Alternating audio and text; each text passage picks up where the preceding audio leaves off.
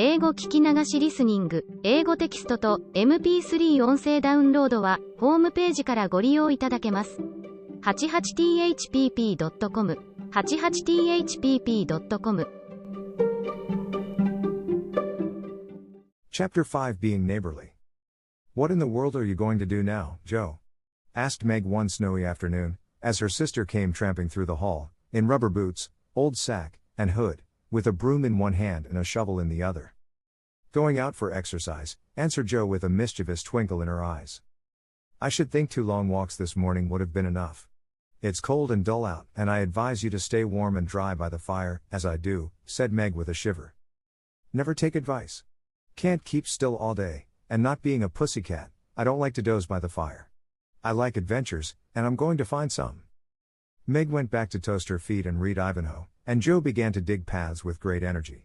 The snow was light, and with her broom she soon swept a path all round the garden, for Beth to walk in when the sun came out and the invalid dolls needed air. Now, the garden separated the Marches' house from that of Mr. Lawrence. Both stood in a suburb of the city, which was still country-like, with groves and lawns, large gardens, and quiet streets. A low hedge parted the 2 estates.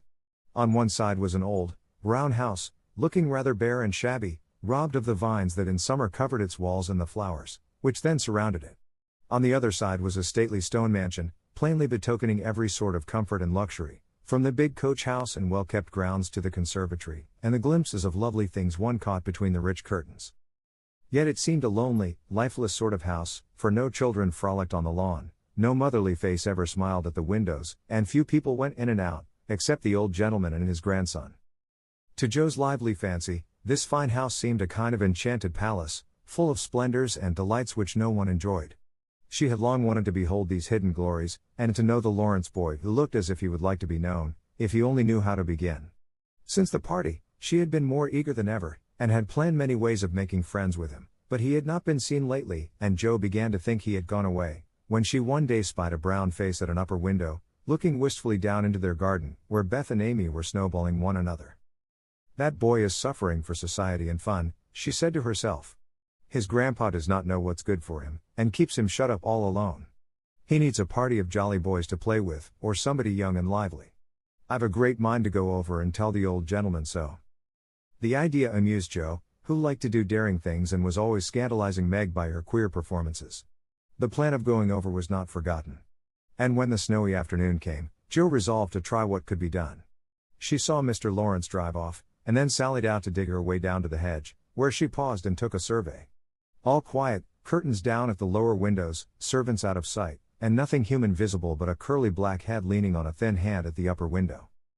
There he is, thought Joe, poor boy. All alone and sick this dismal day. It's a shame. I'll toss up a snowball and make him look out, and then say a kind word to him. Up went a handful of soft snow, and the head turned at once, showing a face which lost its listless look in a minute, as the big eyes brightened and the mouth began to smile. Joe nodded and laughed, and flourished her broom as she called out. How do you do? Are you sick? Laurie opened the window and croaked out as hoarsely as a raven. Better, thank you. I've had a bad cold, and been shut up a week. I'm sorry. What do you amuse yourself with? Nothing. It's dull as tombs up here. Don't you read?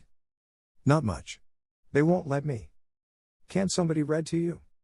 Grandpa does sometimes, but my books don't interest him, and I hate to ask Brooke all the time. Have someone come and see you then. There isn't anyone I'd like to see. Boys make such a row, and my head is weak. Isn't there some nice girl who'd read and amuse you? Girls are quiet and like to play nurse. Don't know any. You know us, began Joe, then laughed and stopped. So I do. Will you come, please? Cried Laurie. I'm not quiet and nice, but I'll come, if mother will let me. I'll go ask her. Shut the window, like a good boy, and wait till I come. With that, Joe shouldered her broom and marched into the house, wondering what they would all say to her.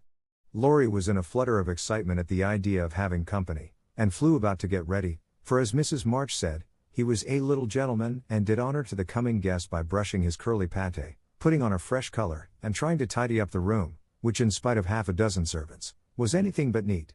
Presently there came a loud ring, then a decided voice, asking for Mr. Laurie, and a surprised-looking servant came running up to announce a young lady.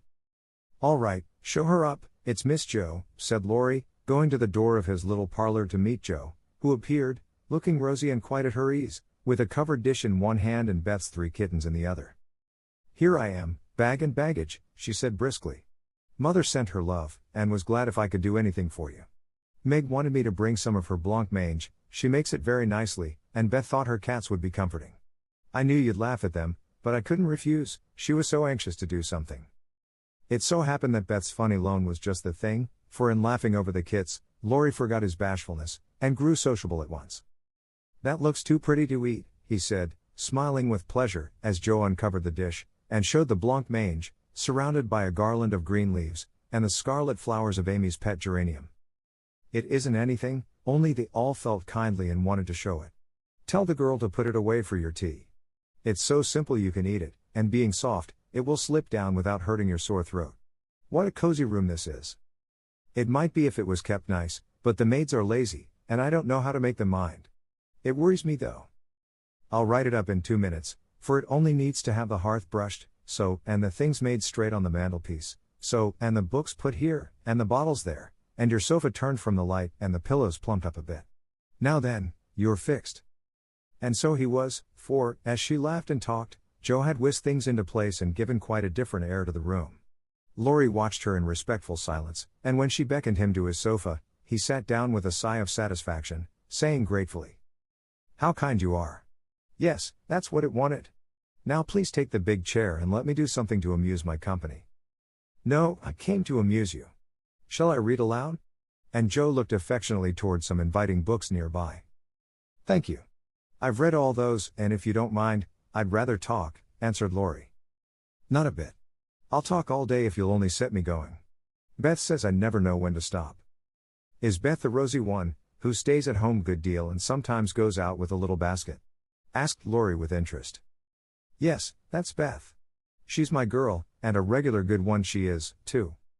The pretty one is Meg, and the curly-haired one is Amy, I believe? How did you find that out?" Laurie colored up, but answered frankly, "Why, you see I often hear you calling to one another, and when I'm alone up here, I can't help looking over at your house, you always seem to be having such good times. I beg your pardon for being so rude, but sometimes you forget to put down the curtain at the window where the flowers are. And when the lamps are lighted, it's like looking at a picture to see the fire, and you all around the table with your mother. Her face is right opposite, and it looks so sweet behind the flowers, I can't help watching it. I haven't got any mother, you know." And Laurie poked the fire to hide a little twitching of the lips that he could not control. The solitary, hungry look in his eyes went straight to Joe's warm heart. She had been so simply taught that there was no nonsense in her head, and at 15 she was as innocent and frank as any child. Laurie was sick and lonely, and feeling how rich she was in home and happiness, she gladly tried to share it with him. Her face was very friendly and her sharp voice unusually gentle as she said, "We'll never draw that curtain any more, and I give you leave to look as much as you like. I just wish, though, instead of peeping, you'd come over and see us. Mother is so splendid, she'd do you heaps of good, and Beth would sing to you if I begged her to, and Amy would dance. Meg and I would make you laugh over our funny stage properties, and we'd have jolly times. Wouldn't your grandpa let you?" "I think he would, if your mother asked him. He's very kind, though he does not look so, and he lets me do what I like, pretty much, only he's afraid I might be a bother to strangers," began Laurie, brightening more and more. "We are not strangers, we are neighbors, and you needn't think you'd be a bother. We want to know you, and I've been trying to do it this ever so long. We haven't been here a great while, you know, but we have got acquainted with all our neighbors but you. You see, Grandpa lives among his books, and doesn't mind much what happens outside. Mr. Brooke, my tutor, doesn't stay here, you know, and I have no one to go about with me, so I just stop at home and get on as I can. That's bad. You ought to make an effort and go visiting everywhere you are asked, then you'll have plenty of friends and pleasant places to go to. Never mind being bashful. It won't last long if you keep going." Laurie turned red again, but wasn't offended at being accused of bashfulness, for there was so much goodwill in Joe it was impossible not to take her blunt speeches as kindly as they were meant. "Do you like your school?" asked the boy, changing the subject, after a little pause, during which he stared at the fire and Joe looked about her, well pleased. "Don't go to school, I'm a businessman, girl, I mean. I go to wait on my great-aunt, and a dear, cross old soul she is, too," answered Joe. Laurie opened his mouth to ask another question, but remembering just in time that it wasn't manners to make too many inquiries into people's affairs, he shut it again, and looked uncomfortable. Joe liked his good breeding, and didn't mind having a laugh at Aunt March, so she gave him a lively description of the fidgety old lady, her fat poodle, the parrot that talked Spanish, and the library where she reveled.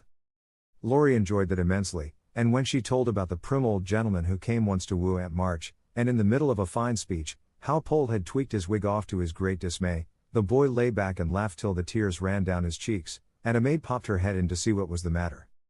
"Oh. That does me no end of good. Tell on, please," he said, taking his face out of the sofa cushion, red and shining with merriment. Much elated with her success, Joe did tell on, all about their plays and plans, their hopes and fears for father, and the most interesting events of the little world in which the sisters lived. Then they got to talking about books, and to Joe's delight, she found that Laurie loved them as well as she did, and had read even more than herself. "If you like them so much, come down and see ours. Grandfather is out, so you needn't be afraid," said Laurie, getting up. "I'm not afraid of anything," returned Joe, with a toss of the head. "I don't believe you are," exclaimed the boy, looking at her with much admiration, though he privately thought she would have good reason to be a trifle afraid of the old gentleman, if she met him in some of his moods. The atmosphere of the whole house being summer-like, Laurie led the way from room to room, letting Joe stop to examine whatever struck her fancy. And so, at last they came to the library, where she clapped her hands and pranced, as she always did when especially delighted. It was lined with books, and there were pictures and statues, and distracting little cabinets full of coins and curiosities, and sleepy hollow chairs, and queer tables, and bronzes, and best of all, a great open fireplace with quaint tiles all round it. "What richness," sighed Joe, sinking into the depth of a velour chair and gazing about her with an air of intense satisfaction. "Theodore Lawrence, you ought to be the happiest boy in the world," she added impressively. "A fellow can't live on books," said Laurie, shaking his head as he perched on a table opposite.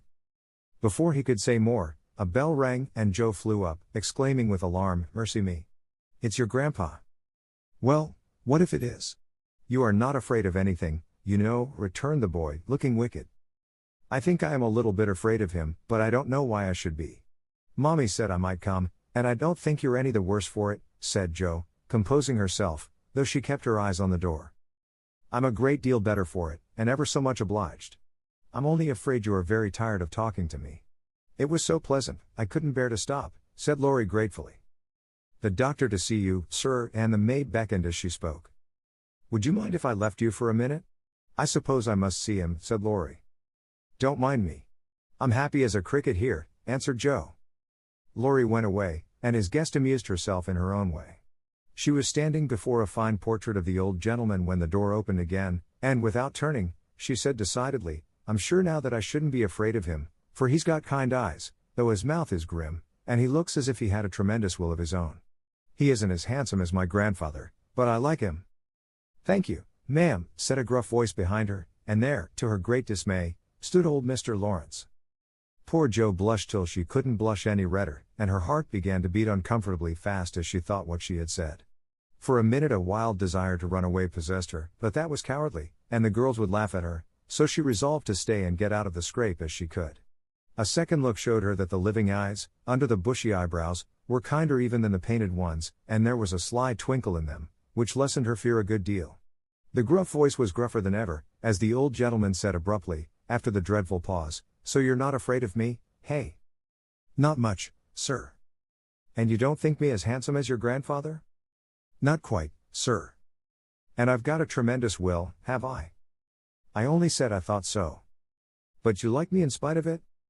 "Yes, I do, sir." That answer pleased the old gentleman. He gave a short laugh, shook hands with her, and, putting his finger under her chin, turned up her face, examined it gravely, and let it go, saying with a nod, "You've got your grandfather's spirit, if you haven't his face. He was a fine man, my dear, but what is better, he was a brave and an honest one, and I was proud to be his friend." "Thank you, sir," and Joe was quite comfortable after that, for it suited her exactly. "What have you been doing to this boy of mine, hey?" was the next question, sharply put. "Only trying to be neighborly, sir." And Joe told how her visit came about. "You think he needs cheering up a bit, do you?" "Yes, sir, he seems a little lonely, and young folks would do him good perhaps. We are only girls, but we should be glad to help if we could, for we don't forget the splendid Christmas present you sent us," said Joe eagerly. "Tut, tut, tut. That was the boy's affair. How is the poor woman?" "Doing nicely, sir." And off went Joe, talking very fast, as she told all about the Hummels, in whom her mother had interested richer friends than they were. Just her father's way of doing good. "I shall come and see your mother some fine day. Tell her so. There's the tea bell, we have it early on the boy's account. Come down and go on being neighborly. If you'd like to have me, sir. Shouldn't ask you, if I didn't." And Mr. Lawrence offered her his arm with old-fashioned courtesy. What would Meg say to this? Thought Joe, as she was marched away, while her eyes danced with fun as she imagined herself telling the story at home. "Hey! Why, what the dickens has come to the fellow?" said the old gentleman, as Laurie came running downstairs and brought up with a start of surprise at the astounding sight of Joe arm in arm with his redoubtable grandfather. "I didn't know you'd come, sir," he began, as Joe gave him a triumphant little glance. "That's evident, by the way you racket downstairs. Come to your tea, sir, and behave like a gentleman." And having pulled the boy's hair by way of a caress, Mr. Lawrence walked on, while Laurie went through a series of comic evolutions behind their backs, which nearly produced an explosion of laughter from Joe. The old gentleman did not say much as he drank his 4 cups of tea, but he watched the young people, who soon chatted away like old friends, and the change in his grandson did not escape him. There was color, light, and life in the boy's face now, vivacity in his manner, and genuine merriment in his laugh. "She's right, the lad is lonely. I'll see what these little girls can do for him," thought Mr. Lawrence, as he looked and listened. He liked Joe, for her odd, blunt ways suited him, and she seemed to understand the boy almost as well as if she had been one herself. If the Lawrences had been what Joe called prim and poky, she would not have got on at all, for such people always made her shy and awkward. But finding them free and easy, she was so herself, and made a good impression. When they rose she proposed to go, but Laurie said he had something more to show her, and took her away to the conservatory, which had been lighted for her benefit. It seemed quite fairy-like to Joe, as she went up and down the walks, enjoying the blooming walls on either side, the soft light, the damp sweet air, and the wonderful vines and trees that hung about her, while her new friend cut the finest flowers till his hands were full. Then he tied them up, saying, with the happy look Joe liked to see, "Please give these to your mother, and tell her I like the medicine she sent me very much." They found Mr. Lawrence standing before the fire in the great drawing room, but Joe's attention was entirely absorbed by a grand piano, which stood open. "Do you play?" she asked, turning to Laurie with a respectful expression. "Sometimes," he answered modestly. "Please do now. I want to hear it, so I can tell Beth." "Won't you first?" "Don't know how. Too stupid to learn, but I love music dearly." So Laurie played and Joe listened, with her nose luxuriously buried in heliotrope and tea roses. Her respect and regard for the Lawrence boy increased very much, for he played remarkably well and didn't put on any airs. She wished Beth could hear him, but she did not say so, only praised him till he was quite abashed, and his grandfather came to his rescue. That will do, young lady. Too many sugar plums are not good for him. His music isn't bad, but I hope he will do as well in more important things. Going? Well, I'm much obliged to you, and I hope you'll come again. My respects to your mother. Good night, Dr. Joe." He shook hands kindly, but looked as if something did not please him. When they got into the hall, Joe asked Laurie if she had said something amiss. He shook his head. "No, it was me. He doesn't like to hear me play." "Why not?" "I'll tell you some day. John is going home with you, as I can't." "No need of that. I am not a young lady, and it's only a step. Take care of yourself, won't you?" "Yes, but you will come again, I hope. If you promise to come and see us after you are well." "I will. Good night, Laurie." "Good night, Joe, good night." When all the afternoon's adventures had been told, the family felt inclined to go visiting in a body, for each found something very attractive in the big house on the other side of the hedge. Mrs. March wanted to talk of her father with the old man who had not forgotten him, Meg longed to walk in the conservatory, Beth sighed for the grand piano, and Amy was eager to see the fine pictures and statues.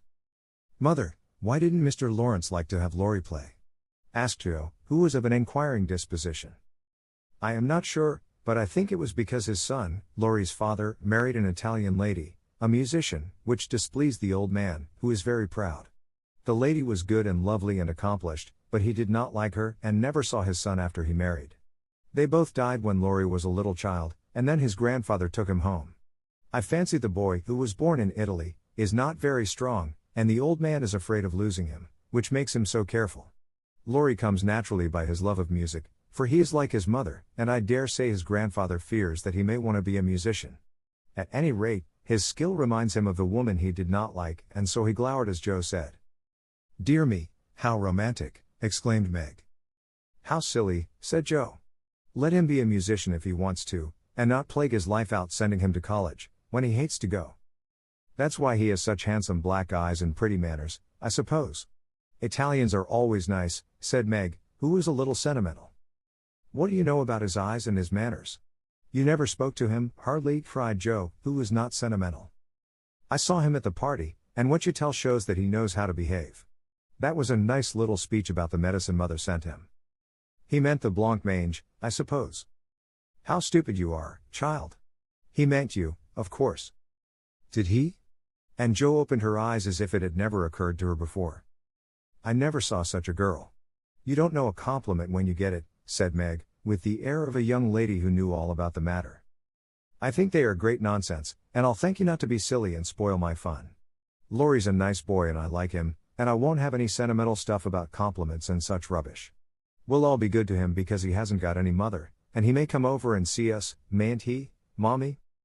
"Yes, Joe, your little friend is very welcome, and I hope Meg will remember that children should be children as long as they can." "I don't call myself a child, and I'm not in my teens yet," observed Amy. "What do you say, Beth?" "I was thinking about our Pilgrim's Progress," answered Beth, who had not heard a word. "How we got out of the slough and through the wicket gate by resolving to be good, and up the steep hill by trying, and that maybe the house over there, full of splendid things, is going to be our palace beautiful. We have got to get by the lions first," said Joe, as if she rather liked the prospect. 英語聞き流しリスニング、英語テキストと MP3 ダウンロード、その他の物語は、ホームページからお聞きいただけます。88thpp.com 88thpp.com